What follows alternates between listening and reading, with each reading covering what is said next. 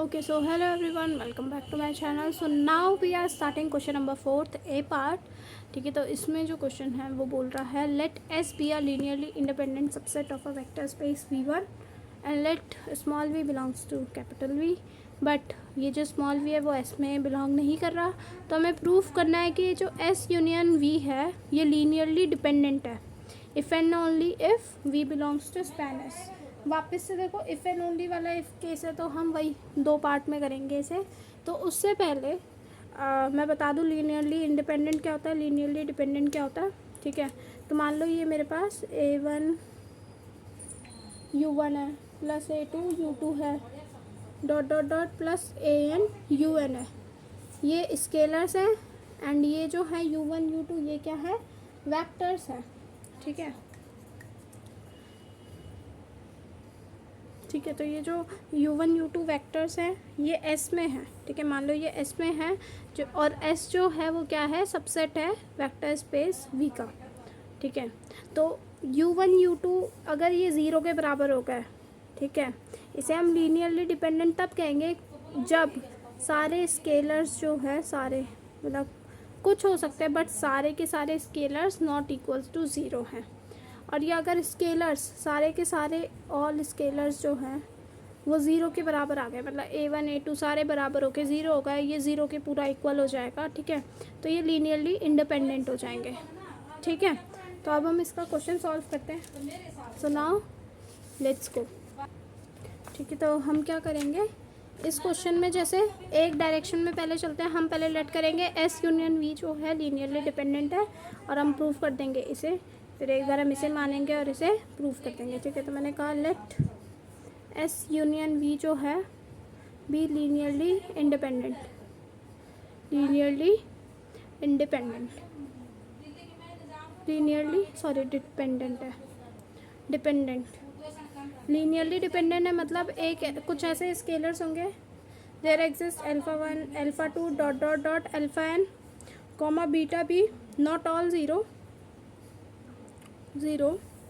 scalars such that क्या α1 S1 plus α2 S2 plus dot dot dot αn Sn plus beta V क्या है, zero के बराबर हो जाएगा. S यूनियन V जो है लीनियरली डिपेंडेंट है, इसलिए ये जो स्केलर्स हैं सारे ज़ीरो नहीं है और ये हमारे पास स्टेटमेंट ऐसा आ जाएगी. ठीक है, इतना समझ आया. अब V को जरा मैं ऐसे लिख सकती हूँ, देखो ये सारे जरा इधर को आके माइनस में हो जाएंगे, तो माइनस कॉमन ले रही हूँ α2 S2. ठीक है, माइनस कॉमन ले लिया था. अब बीटा वहाँ जाके डिवाइड हो जाएगा, तो 1 में बीटा मैंने लिख दिया. तो V को देख रहे हो मैं ऐसे लिख पा रही हूँ, मतलब V को मैं S1 S2 के लीनियर कॉम्बिनेशन में लिख पा रही हूँ. तो मैं ये कह सकती हूँ V जो है बिलोंग कर रहा होगा स्पैन S में. प्रूव हो गया, एक डायरेक्शन हमारी प्रूव हो गई. नेक्स्ट डायरेक्शन में हम लेंगे कन्वर्सली. कन्वर्सली मैं कह रही हूँ कि लेट नहीं, वैसे इसका कन्वर्सली नहीं अभी, तो अभी थोड़ा सा इसका थोड़ा सा पार्ट और है. ठीक है, वेट, मैंने थोड़ा सा कहीं पे गड़बड़ी किया है. V को हमने ऐसे लिखा -1 बीटा करके ऐसे. ओके, यहाँ पे बीटा को मैं बोल रही हूँ कि वो नॉट इक्वल्स टू ज़ीरो होगा, क्योंकि नॉट इक्वल्स टू ज़ीरो होगा मैं तभी उसे डिवाइड कर पाऊँगी. ठीक है, अगर बाई चांस बीटा यहाँ पे ज़ीरो है, क्योंकि सारे स्केलर्स ज़ीरो नहीं है पर कुछ तो हो सकते हैं. If there is possible chance कि बीटा यहाँ पे एक ज़ीरो हो, तो मैं कह रही हूँ if beta is equals to zero.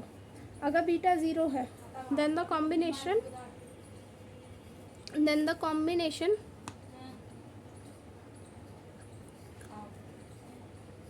तो ये तो ज़ीरो हो गया.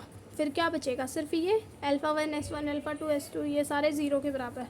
देन द कॉम्बिनेशन में इसे समेशन के फॉर्म में लिख रही हूँ AI SI which is equals to this implies that ये क्या है α इज़ इक्वल्स टू ज़ीरो. ये सारे ज़ीरो के बराबर है, तो इसका मतलब है ये ज़ीरो के बराबर है. इसका मतलब ये जो सारे के सारे स्केलर्स हैं वो ज़ीरो के बराबर होंगे. एक बार सोच के बताओगे, थोड़ा सा 10 सेकंड का टाइम दो और सोचो मैं क्यों बोल रही हूँ स्केलर्स सारे ज़ीरो है. सोचो बताओ. ठीक है, क्या करेंगे, मैंने बोला कि ये बीटा वाला पार्ट ज़ीरो हो गया। देखो अल्फ़ा वन एस वन, ध्यान से सोचो, अल्फ़ा वन एस वन ये सारा मिलके प्लस होके ज़ीरो हो रहा है। और फिर मैं नेक्स्ट लाइन में कह रही हूँ ये जो है इसके स्केलर ज़ीरो होंगे। क्यों? क्योंकि मुझे क्या बोल रखा है, एस क्या है, लीनियरली इंडिपेंडेंट है। ठीक है, since S is linearly independent so in that case तो इस केस में क्या हो गया, in that case all scalar zero हो गए, मतलब अल्फ़ा आई भी ज़ीरो हो गया, बीटा आई भी ज़ीरो हो गया। इन दिस केस लिखते हो, in this case all scalars are zero, सारे स्केलर्स क्या हो गए, ज़ीरो हो गए। और सारे स्केलर्स ज़ीरो हो गए तो ये हमारा कॉन्ट्राडिक्ट कर रहा है। हमने क्या माना था कि एस इंटर यूनियन वी जो है वो लीनियरली डिपेंडेंट है, पर ये कॉन्ट्राडिक्शन आ रहा है।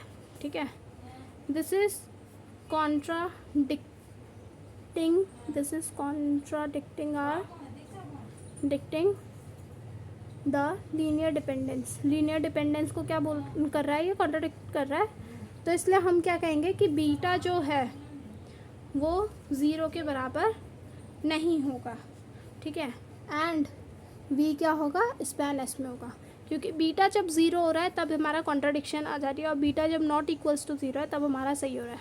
तो जब beta not equals to zero है, वी स्पैन एस में बिलोंग कर रहा है।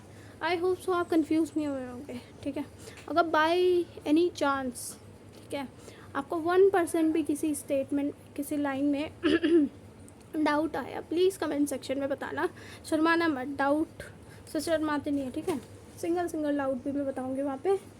ओके, सो नाउ कन्वर्सली लेते हैं। हाँ, हम इसमें कन्वर्सली मैंने कहा कि वी जो है स्पैन एस में है, तो मतलब there exist scalars alpha one alpha two dot dot dot alpha n such that V को मैं लिख सकती हूँ alpha one S one plus alpha two S two plus dot dot dot alpha N S n which is equals to, हाँ ठीक है, we को मैं ऐसे लिख सकती हूँ, सॉरी इक्वल्स टू नहीं, बस वी को मैं ऐसे लिख सकती हूँ। तो इसका मतलब मैं ऐसे कर सकती हूँ, इसे alpha one S one plus alpha two S two dot dot dot alpha N S N plus minus का one V is equals to zero. ठीक है, अब देखो, अगर बाई चांस यहाँ पे alpha one alpha two alpha N zero भी हैं, ज़ीरो क्यों होंगे, क्योंकि एस क्या है हमारा, लीनियरली इंडिपेंडेंट है, एस लीनियरली इंडिपेंडेंट हमें गिवन है। अगर अल्फ़ा वन ये सारे ज़ीरो हैं भी, तो हमारे पास एक स्केलर जो है नॉन ज़ीरो है, और वो स्केलर नॉन ज़ीरो है, तो मतलब ये जो बना हमारा एस यूनियन वी का लीनियर कॉम्बिनेशन, ये क्या हो जाएगा, linearly dependent. It is a linear combination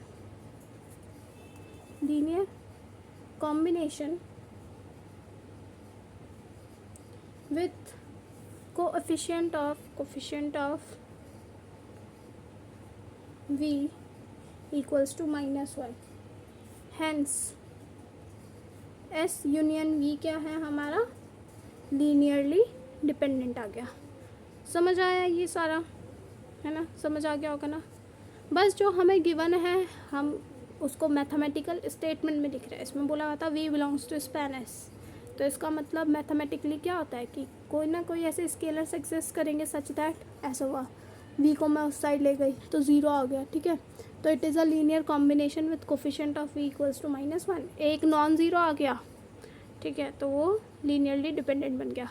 I hope so आपको ये क्वेश्चन समझ आया हो, एंड डोंट वरी, पेपर में आपको ऐसे ही लिखना है। ठीक है, ऐसे ही लिखोगे पूरे के पूरे 7.5 नंबर। ठीक है, इतने से आंसर में पूरे के पूरे 7.5 नंबर मिल जाएंगे। बस हर एक चीज़ लिखना, हर एक चीज़ का रीज़न लिख देना, बस ऐसे ही मत बोल देना ये ऐसा है ये ऐसा नहीं, रीज़न ज़रूर लिखना। ठीक है, okay, so see you in the next video.